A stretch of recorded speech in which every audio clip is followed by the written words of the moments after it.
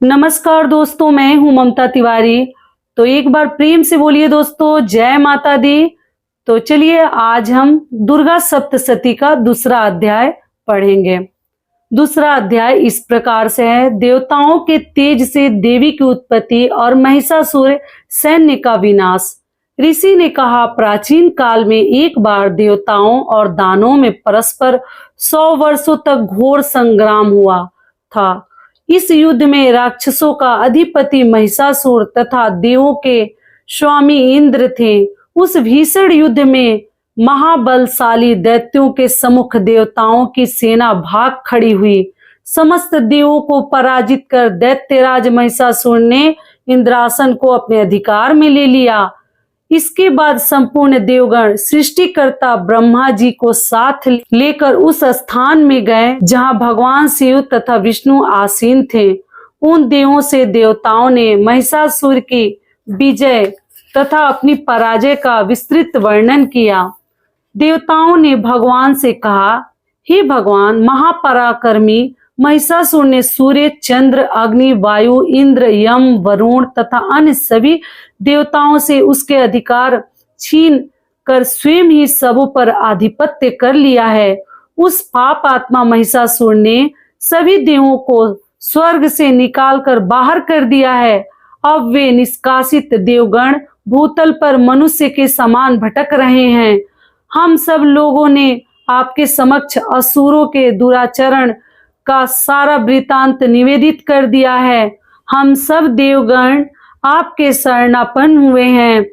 आप कृपा करके उस अपराजय दानों के नाश का कोई उपाय बतलावें। देवताओं के मुख से ऐसी अनहोनी घटना सुनकर भगवान विष्णु और शिव जी दानों पर अत्यंत कुपित हुए, जिसके फलस्वरूप उन देवाधिदेव की भौहें कुटिल हो गई और उनकी मुखाकृति वक्र हो गई। तब अत्यंत क्रोधविष्ट भगवान विष्णु के मुख से एक महान तेज का उदय हुआ। तदंतर ब्रह्मा तथा शिव जी के शरीर से भी उसी प्रकार का तेज निकला। इसी प्रकार क्रमशः इंद्रादि देवों के शरीर से भी इसी प्रकार का तेज निर्गत हुआ। तत्पश्चात वे सभी तेज पुंज एक में मिलित हो गए। अब वे महान तेज पुंज ज्वलंत पर्वत के सदृश दिखाई पड़ने लगे।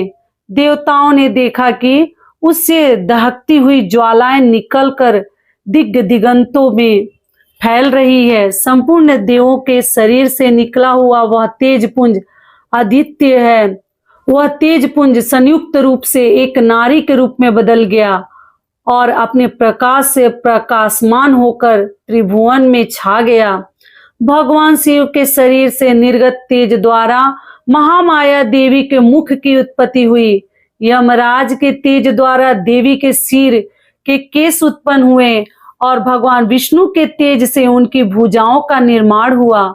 चंद्रमा के तेज से स्तनद्वय, इंद्र के तेज से कटी, वरुण के तेज से जांग एवं पैरों की पिंडली और पृथ्वी के तेज से नितंब निर्मित हुआ। ब्रह्मा के द्वारा दोनों पैर तथा सूर्य से अंगुलियों का प्राकाट्य हुआ। अष्टवासुओं के तेज से हस्तांगुलियों और कुबेर के तेज से नासिका का निर्माण हुआ। प्रजापति के तेज से दंत पंक्ति तथा अग्नि के तेज से त्रिनेत्रों का प्रादुर्भाव हुआ। सनध्या के तेज से दोनों भौवें और वायु के तेज से कान उत्पन्न हुए। इस प्रकार अन्य सभी देवों के मिलित तेज से देवी के संपूर्ण अवयवों का निर्माण हुआ। समग्र देवों के संयुक्त तेज से प्रकट हुई उस देवी की मूर्ति देखकर महिषासुर द्वारा संत्रस्त देवगण अत्यंत प्रमोदित हुए। भगवान शिव ने अपने विशिष्ट अस्त्र शूल में से एक शूल देवी को अर्पण किया। भगवान विष्णु ने अपने चक्र की सहायता से नवीन चक्र का निर्माण कर देवी को दिया। वरुण देव ने शंख, अग्निदेव ने शक्ति, वायु ने धनुष बाण से पूरित 2 तरकस उन्हें प्रदान किया। देवराज इंद्र ने अपने वज्र द्वारा निर्मित वैसा ही एक वज्र तथा ऐरावत हाथी से एक घंटा उतार कर अर्पित किया। यमराज ने काल दंड से पार्दुभूत दंड, वरुण ने पास फांदा, प्रजापति ने स्फटिक एक प्रकार की मणि की माला तथा सृष्टिकर्ता ब्रह्मा जी ने अपना कमंडलू देवी को अर्पित किया। सूर्य देव ने अपनी संपूर्ण किरणों का तेज देवी के समस्त रोम कूपों में भर दिया। काल ने उन्हें अपनी देदीप्यमान तलवार और ढाल दे डाली। क्षीर सागर ने उज्जवल हार, कभी मलिन न होने वाले 2 दिव्य वस्त्र, दिव्य चूड़ामणि, 2 कुंडल, कड़े, समुज्वल अर्धचंद्र, भुजाओं में धारण करने का केयूर, बाहुओं में पहनने का एक प्राचीन आभूषण बाजूबंद अर्पित किया। दोनों चरणों में धारण करने के लिए निर्मल नुपुर, पायजेब, गले की उत्तम हंसुली और सभी उंगलियों में पहनने के लिए रत्न जड़ित अंगूठियां भी प्रदान की। विश्वकर्मा ने देवी को अपना स्वच्छ परशु फारसा दे दिया। इसके साथ ही उन्होंने अनेक प्रकार के अस्त्र और अमेघ कवच भी दिए। इन सभी अस्त्रों के अतिरिक्त उन्होंने मस्तक और वक्ष पर धारण करने के लिए सदैव हरी भरी बनी रहने वाली कमलों की माला प्रदान की। सागर ने उन्हें सुंदर पद्म पुष्प दिया और हिमाचल पर्वत ने उनके वाहन के लिए सिंह तथा अनेक रत्न आदि भेंट किए। धनाधिपति कुबेर ने देवी को मधुपूर्ण पात्र अर्पित किया। समस्त ब्रह्मांड के आधारभूत नागराज शेष ने अमूल्य मणियों से पूरित नागहार भेंट किया। इसी प्रकार सभी देवताओं ने अपने अस्त्र शस्त्र तथा रत्नादि अर्पित करके देवी की आवभगत की। इसके अनंतर देवी ने उच्च स्वर में अट्टहास करते हुए बारंबार गर्जन किया। उनके गुर गर्जन से संपूर्ण आकाश प्रकंपित हो गया। उस घोर गर्जन के फलस्वरूप भीषण ध्वनि फैल गई, जिससे त्रैलोक भी क्षुब्ध हो उठा और सागर भी हिलोरे लेने लगा। भूमंडल में भूकंप उत्पन्न हो गया और सभी पर्वत अपने स्थान से डगमगाकर कांपने लगे।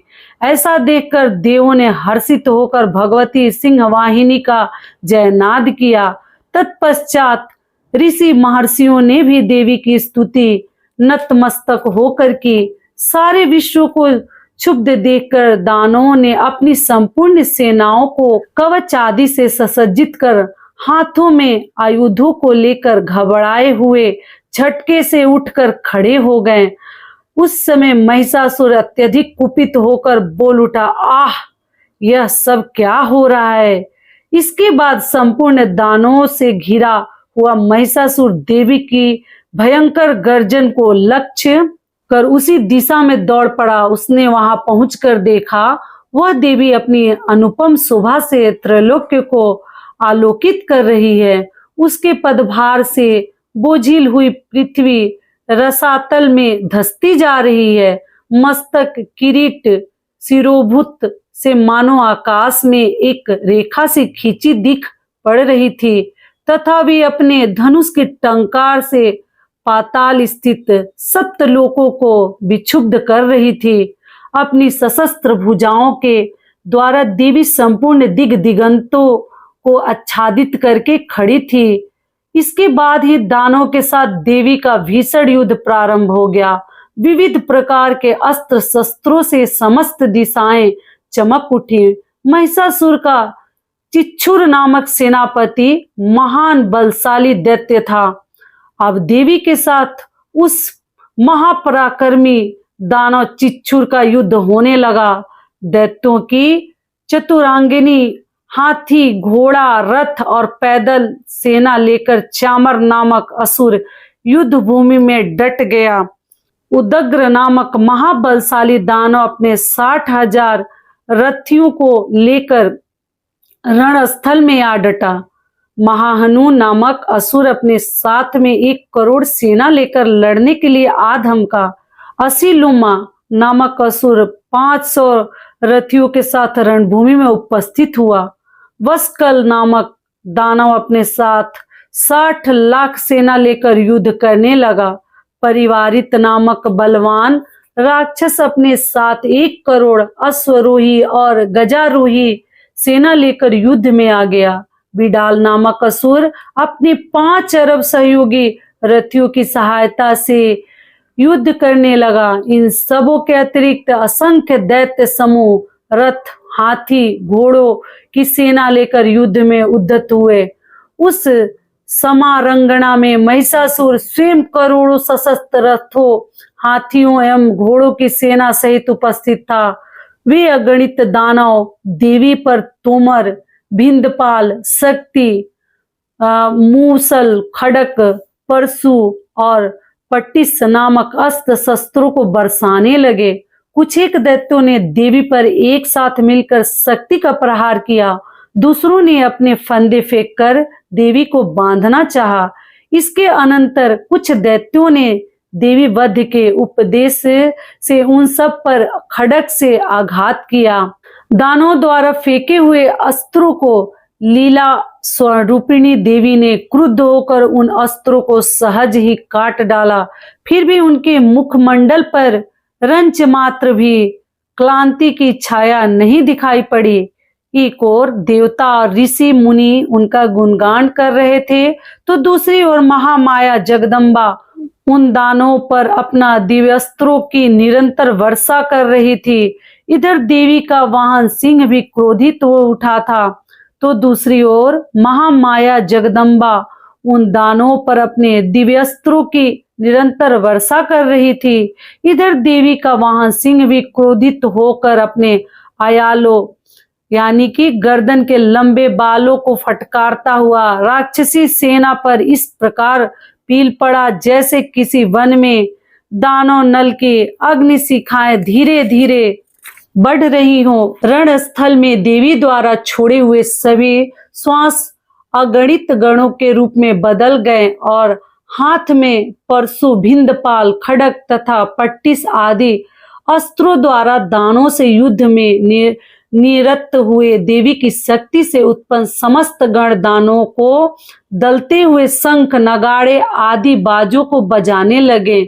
उस रणभूमि में कितनी ही गण हर्षित होकर मृदंग आदि बाजे भी बजाने लगे।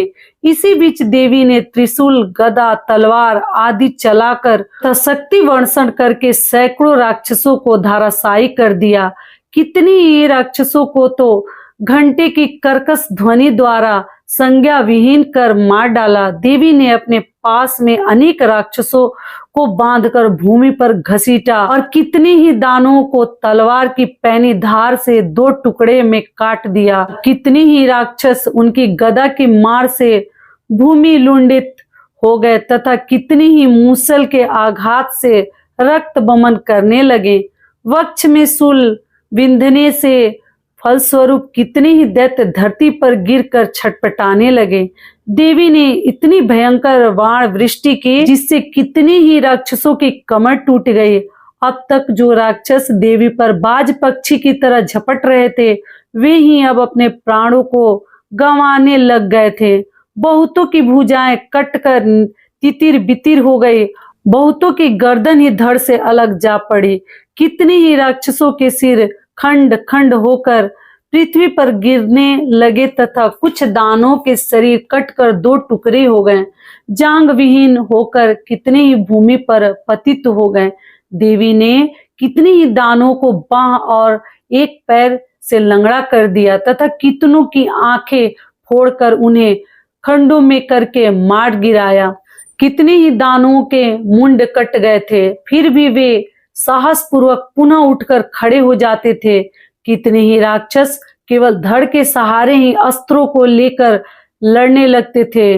जुझाऊ रणभूमि में वीरों का उत्साह वर्धन करने के लिए बजाया जाने वाला एक प्रकार का बाजा रणभेरी, बाजे के राग पर कितने मुंड विहीन धड़ नृत्य करने लगते थे। राक्षसों के कटे हुए धड़ हाथों में तलवार, शक्ति, रिष्टि नामक हथियार लिए रणस्थल में दौड़ते हुए और कितनी ही राक्षस ठहरो ठहरो शब्द करते हुए देवी को युद्ध की चुनौती दे रहे थे। जिस स्थान पर यह भीषण संग्राम हुआ, वहां की भूमि रथ, हाथी, घोड़ों और दानों की लाशों से पट गई थी, जिससे वहां गमनागमन का मार्ग अवरुद्ध हो गया था। भारी संख्या में दैत्यों का वध होने से तथा हाथियों और घोड़ों के शरीर से इतना अधिक रक्तपात हुआ कि क्षण मात्र में ही वहां की भूमि पर खून की नदियां प्रवाहित होने लगी। जिस प्रकार ऋण समूह और काष्ठ राशि को प्रज्वलित अग्नि कुछ ही देर में जलाकर भस्म कर देती है, उसी प्रकार जगदम्बा जगजननी ने भी क्षण भर में ही दानवों की उस विशाल सेना का संहार कर डाला। देवी का वाहन सिंह भी अपने आयालों को द्रुत गति से फटकारता हुआ घोर गर्जन उत्पन्न कर रहा था। कितनी ही दानवों के प्राण उस सिंह की गर्जना से मानो निकले जा रहे थे। उन दानवों के साथ देवी के गणों ने भी इतना भीषण युद्ध किया जिससे प्रसन्न होकर आकाश में स्थित देवगण उन पर फूलों की वर्षा करने लगे। तो इस प्रकार से हमारा दूसरा अध्याय समाप्त हुआ दोस्तों। तो ये वीडियो यहीं तक का था। अगर पसंद आता है तो एक लाइक जरूर कीजिएगा और चैनल को सब्सक्राइब कर दीजिएगा। फिर अगले दिन हम तीसरा अध्याय सुनेंगे। ठीक है, एक बार प्रेम से बोलिए जय माता दी। धन्यवाद।